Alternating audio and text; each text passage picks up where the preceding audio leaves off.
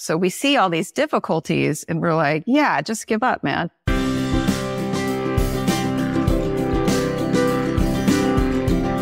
Welcome to the 4th episode of the KidLit Craft podcast. This season, we're taking a deep dive into Martine Leavitt's YA novel, Buffalo Flat. Today, we're focusing on the main character, Rebecca's external desire, the obstacles that get in the way, and what will happen if she doesn't get that desire. I'm Anne-Marie Strohman, and I write everything from picture books to YA and also short stories for adults. Hi, I am Erin, Nuttall, and I write for kids, mostly YA and a little bit of middle grade. On KidLit Craft, we look at mentor texts to discover the mechanics of how writers do what they do so we can apply it to our own writing. As Anne-Marie mentioned, we are exploring Martine Leavitt's Buffalo Flats, which is about Rebecca Leavitt, who is a teenager in the Northwest Territories in the 1890s. And what Rebecca wants more than anything is her own land, and we'll talk about that more today. Let's start with vocabulary. Erin, what do you mean when you say external desire? And how is that different from another term we've used in previous episodes, internal desire? Okay, sure. So external desire is usually what people think about when we talk about desire. It's often tangible, visible, the thing the main character really wants. You may have heard of the Disney I Want song, and that's what the external desire is. In Newsies, it's Jack's dream of going to Santa Fe and living on his own and on his own terms. And in Buffalo Flats, Rebecca wants land that is hers and hers alone. And it's different from an internal desire because internal desire is the internal, as you might expect, change that we look for in the character. Frequently, the character doesn't know that this is what they need. In Newsies, Jack has to see that he doesn't have to always be alone and that he can rely on others and others can rely on him. And that's the internal change that this lone wolf needs. In Buffalo Flats, Rebecca is conscious of her internal desire, and that is to be a better person, to, as she says, love the people in the world. And in the best stories, at some point, the external desire and the internal desire should come in conflict with one another. And we will talk about that more in the next episode.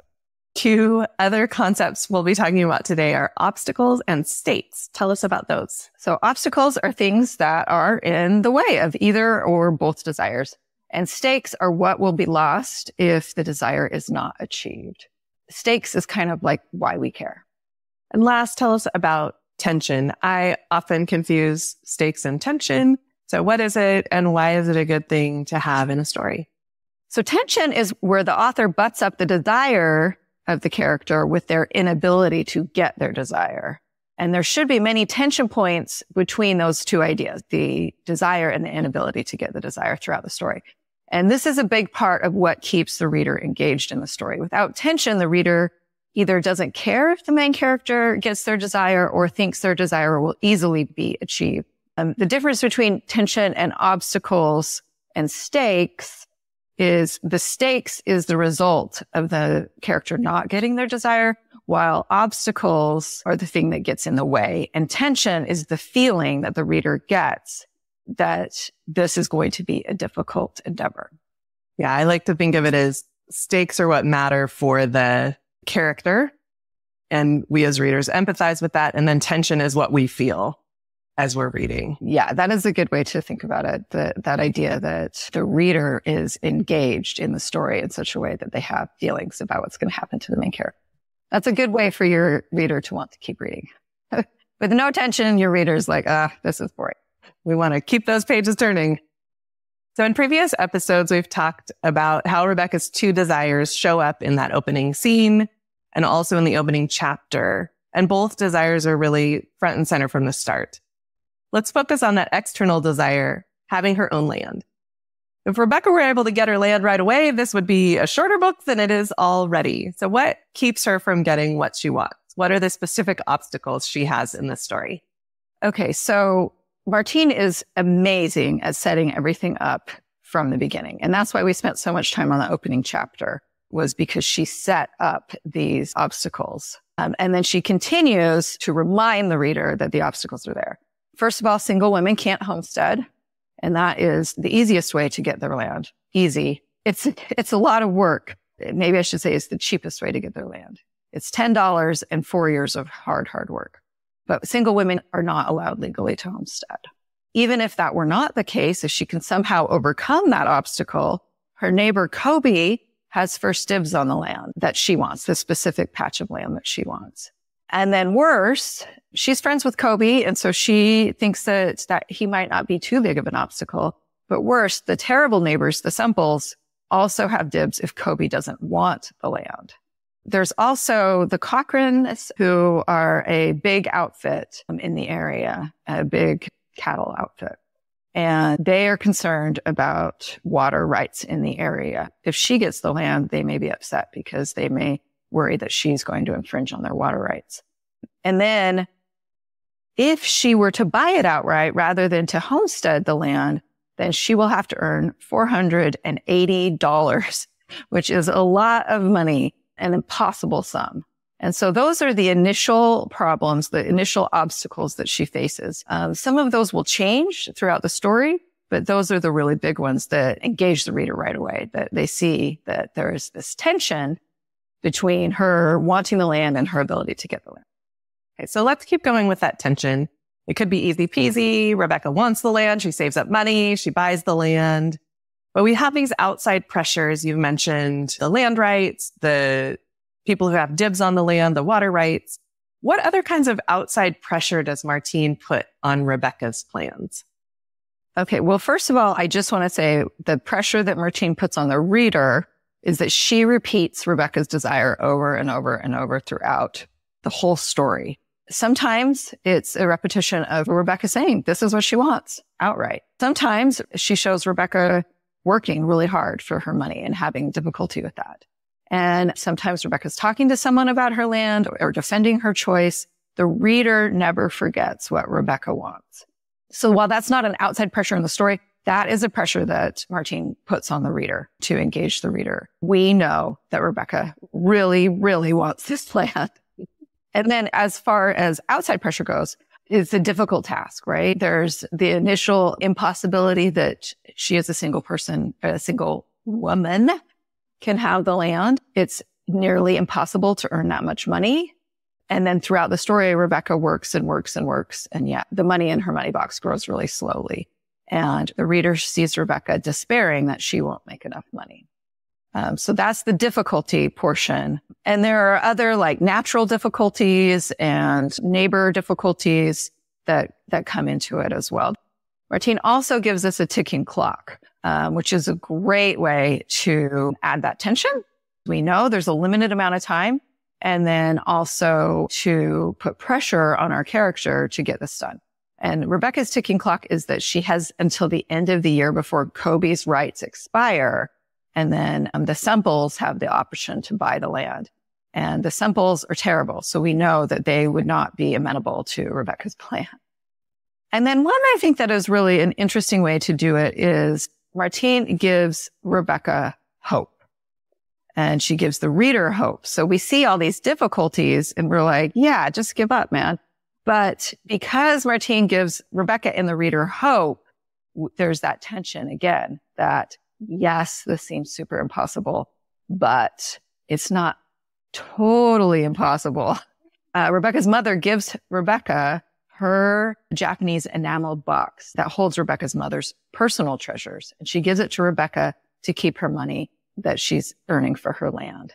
We know this is a big thing because they are in the Northwest Territories of Canada, which still is sparsely populated. And so we know how difficult it would be to have a Japanese enameled box and how precious that would be for her mother. Rebecca thinks, for your land, mother had said, and mother never lied. So we get this hope. Mother believes in Rebecca, so the reader can too. Of course, there's a lot of other tools, but those are some prominent ones that Martine uses in Buffalo Flats.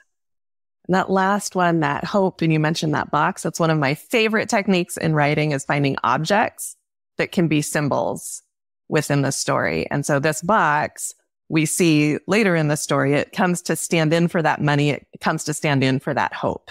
It does. That she has for the land. Yeah. And it's just a little object. And actually, she only references it a handful of times. in very short scenes. And yet when she does that, it's just like, hey, don't forget, there's this hope. It's out there. This little, balloon is flying up. And so I agree with you. It's a great way to symbolize that. Let's move on to stakes. What are the stakes for Rebecca in this journey to get her own land, this external desire thread? In other words, what happens if she doesn't get the land? Right. Okay. So I think that the way Martina set this up is really interesting. Frequently, stakes are a big thing. Like there was a show on, I don't even remember what it was called, but it had the tagline, which were the stakes: save the cheerleader, save the world. Do you remember that show? Saving the world is a big one. That's just like all of Marvel. That's the stakes. They don't do this and the world implodes or explodes or Thanos takes over or what have you. In Newsies, Jack, his stakes are that all of the working class will continue in poverty. This is not that. Buffalo Flats is not that. It is not a save the world stakes. There are no outer stakes to Rebecca not getting her land. The territories will continue. Her family will continue, but there are extreme inner stakes, almost to the same level. She made Rebecca's desire essential to Rebecca's character. And in doing so, it makes it a stake as big as saving the world. If Rebecca doesn't get her land, then she loses an essential part of who she is. And I was trying to pick a quote for this, and it was really hard because Martine reiterates it throughout the book in different ways. But I felt like this one really summed it up nicely. It says, she could go away, but she'd only be a ghost anywhere else. Without the land around her, with these mountains reminding her every day just what Mother Earth could do if she set her mind to do it. That, as much as anything, made her want the land, and every day she dreamed of it. So that is a big stake. She would be a ghost without it. As we've said, Martine set up this desire for land right from the start, and Rebecca's working toward this goal throughout the book. In what ways did Martine keep our focus on Rebecca's desire? You mentioned that she talks about it a lot. How does she do that? She talks about it a lot. Rebecca tells everyone what she wants. And I think it's one of my favorite parts of her character because she wants something that is so out of line for what a woman of her day should want. So she does. She tells her family, she tells her friends, she tells the land agent, she tells everybody. But one thing that Martine does that I found really interesting, and I hadn't noticed other authors do, and they probably do, and I just hadn't noticed, she ends many chapters with references to Rebecca's external desire. So I'll just read a couple of them, or a few, maybe more than a couple. They're pretty short. It's just the last line of the chapter. And frequently we think of that as like the kicker, right? The one that kicks you into the next chapter. And I love that idea that it's this desire that kicks you into the next chapter. So she has, but the miracle she really wanted was her land. Another chapter, Rebecca imagined that runty little pig, which she named Abigail, crawling right into her money box. Another one, she couldn't give up. There had to be a way to have her land. God might have all manner of tricks up his omnipotent sleeves. So we have these ends of chapters that show Rebecca just really, really wanting and needing that land. And that pushes us into the next chapter. So I love that combination of reminding us of the desire, setting up that tension, and pushing us to find out, does Rebecca really get her land or not? I've heard some teachers and writers talk about that desire as a yearning. Mm-hmm. And I can see that for Rebecca here, that it's so much a part of what she wants. Her focus is on it. It keeps our focus on it. Everything is related to that desire for land. It's true. It's an integral part of her character. I think a lot of us, or at least I personally, take deep dives into these ideas of plot or theme. And I personally tend to leave out desire, or I'll put it in once. And I don't remind the reader over and over because it is such a part of who Rebecca is. It's not annoying, because I think that can be, at least that's always my worry, that's the danger. I think why I don't put it in this often. I see that I could do better in that. I can make it a bigger part of who my character is. Because it does make me like Rebecca. It does make me want to cheer for her. It does make me hope that she can get her land and that she can get this thing that means so much to her. So that would be my suggestion to myself and to anyone else who is writing, that we keep that desire in the forefront of our readers' minds and we make it something that is undeniable for the character, who they are.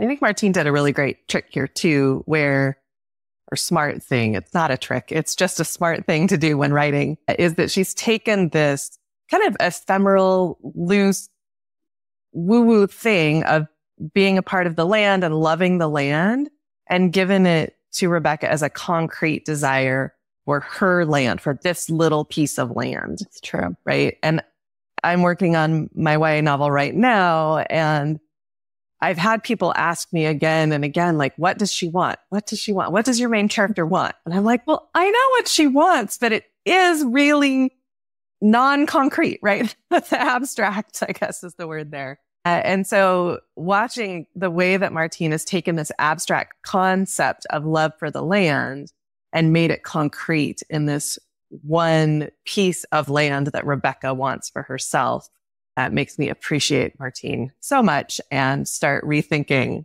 how my novel is playing out. Well, that is a conversation I had frequently with Martine when she was working with me on my YA manuscript. She would always be like, we need to know more about her desire. And I'm like, I already said it. You know, and clearly she's, doing X, Y, or Z to get this thing. But yeah, it was not a part of my main character. It wasn't essential to her nature.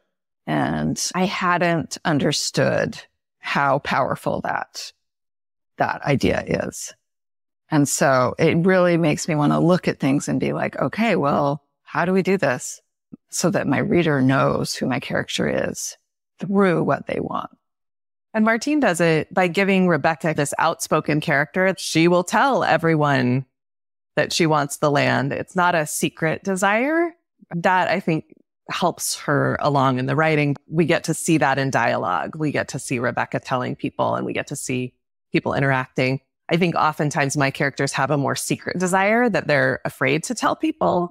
So I have to rely more on internal thoughts to get that desire communicated. And some of those last lines you read are Rebecca's internal thoughts, right?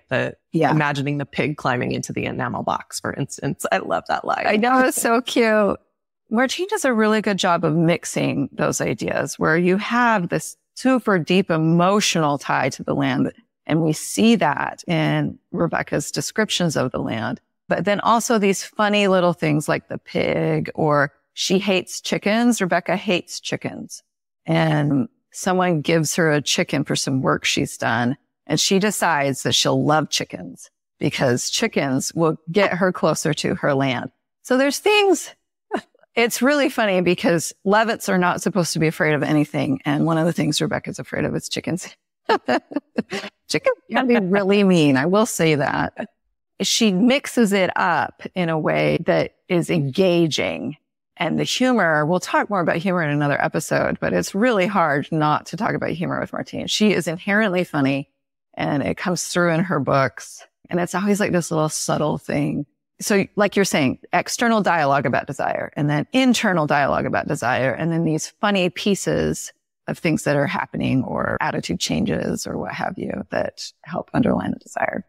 And every time that desire comes up in different contexts and different chapters, it's at a different point in Rebecca's journey, right? So her attitude toward it or her thoughts about it may change. It's not going to be samey all the time. No, it is not, for sure.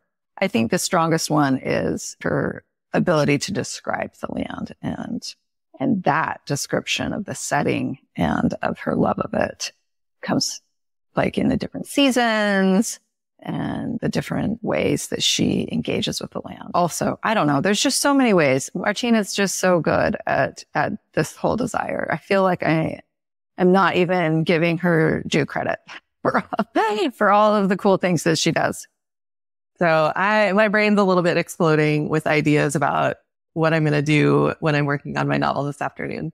But Erin, why don't we move to our last thing, which is one beautiful sentence. What beautiful sentence did you choose for us today? Well, speaking of a lovely way to describe the land, there's so many to choose from, and I love them all, but this is one. The pulsing prairie arched its back, half woke up as it stretched along toward the mountains, then sank and sighed into the deep green timber to the west. That's gorgeous. And one of my other favorite nerd terms, personification. She personifies the land here. She personifies the land a lot. And, that's not something I'd thought of, but I wonder what role that plays in Rebecca's desire, because the land is frequently personified in these gorgeous descriptions of it. And I think it must, well, obviously, it ties me to Rebecca more and ties me to her desire more. I'll have to think about it more and figure out why exactly, right? Or you can too. And listeners, you do too. Tell us why personification of the land makes us desire the same thing Rebecca desires. That is it for today. I'm learning a ton here. Thank you, Erin, for doing all the hard work on this podcast. Listeners, if you're enjoying this podcast, you can find more content like this at KidLitCraft.com. Find us on social media at KidLit Craft, and you can support this podcast on Patreon. We'll be sending out KidLit Craft stickers to the first 20 subscribers. We also have t-shirts. We do. And I will say they are so soft and cute. You can go to Cotton Bureau and search for KidLit Craft. We will also have a link in the show note. Download episodes, rate, review us on Apple Podcasts or wherever you listen. Let your writer friends know about the podcast. Send us comments on our website, KidLitCraft.com. We can't wait to nerd out with you.